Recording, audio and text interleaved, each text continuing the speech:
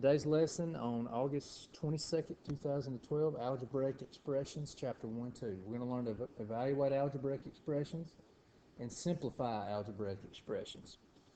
We'll start out working a couple of examples. Basically, we're just going to be using the substitution property here. First, this example 1 in your book, page 12. A minus 2b plus ab. We're going to evaluate a minus 2b plus ab for a equals 3 and b equals negative 1. So what we'll do is simply substitute. Everywhere you see an a, you'll put a 3. Everywhere you see a b, you'll replace it with a negative 1, and it'll look like this. 3 minus 2. I'm going to put parentheses because this operation is multiplication. Place my negative 1 in, plus, I'll use parentheses again and again. A is 3, B is negative 1. I'm going to work the rest of this problem in two parts. I'll do this side, and then we'll add this side to it. 3, negative 2, this is multiplication. Order of operation tells us we have to multiply the negative 2 and the negative 1. It'll give us a positive 2. That's my left side. Plus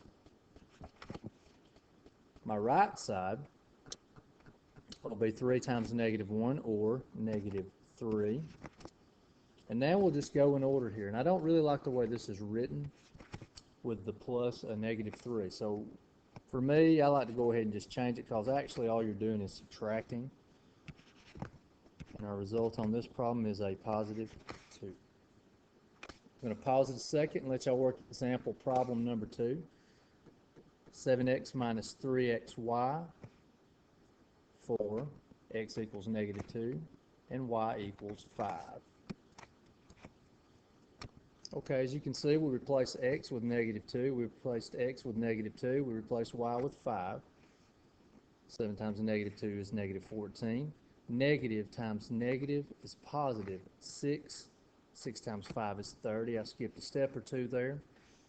And then you just add your last step up and you get 16. Alright, let's pick up the pace a little bit here. I'm going to throw some exponents in there and make this a little more difficult. We only have one variable though, so that won't be quite as bad, but we simply replace x squared, the x, both x's, with 3. So we'll go negative, and I will have a 3 squared. We're going to have to talk about this for just a second in just a moment. You got 2, negative 2, and in parentheses you got 3 plus 1. Okay. Be careful with this one. This is different.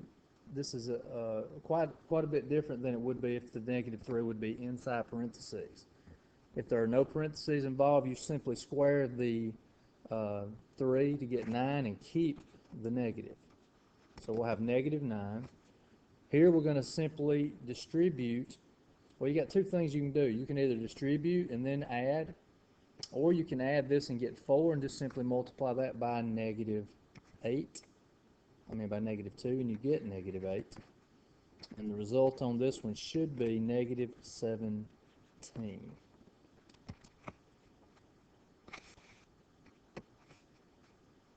Okay. I'm going to pause for just a minute, let y'all work example 4. Okay, I had to move over here to the left a little bit. Once again, we're replacing using the substitution property. This x with 6. We're replacing this x with 6. 6 minus 18 is negative 12. Negative 4 times 6 is negative 24. This scenario, a little different than our previous scenario, we do have parentheses this time. So you square the negative with the 12 to get a positive result, 144. Negative 4 times 6 is negative 24, and then you just subtract on the last step. 144 minus 24 is 120.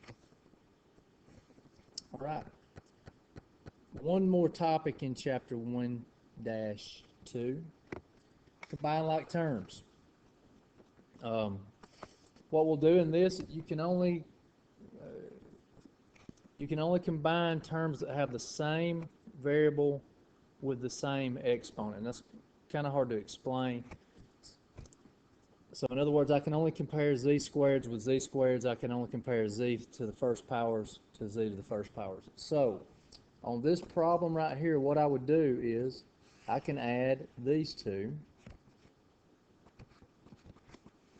and I can add these two. Your book uses the word combine so that you don't have to say add like terms, because there's pluses and minuses mixed up in a lot of our problems. So a lot of times you'll hear them say combine like terms. All right, so what we'll do, you just simply say 5z squared minus 8z squared is negative 3z squared. Okay? Negative 10z plus 1z is negative 9z. And that is all you can do with combine like terms. Later on we'll learn some other things that we can do, but for right now we stop there. Tomorrow in class we're going to work on some exercises on page 15 and 16. You can start on them tonight if you wish. We'll probably be looking at 21 through 37. And then we'll look at 38 through 45.